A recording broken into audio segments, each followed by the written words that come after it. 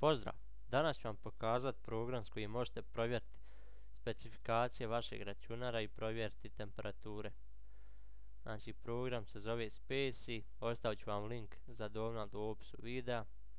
Znači, pokrenemo program i on učitava, znači, komponente vašeg računara.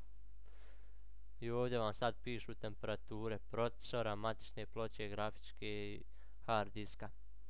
I temperature, ako su vam ovako normalne neke, i da ako su obojene ovdje vidite, znači najlakše vam je, ako su obojene žutom bojom, to je normalna radna temperatura.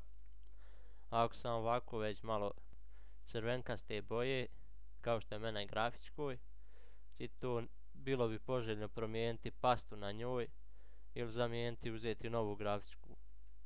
Jer mogućnost, ako ovdje je velika temperatura, može vam otići matična ploča ili procesor, prigrije se od grafičke.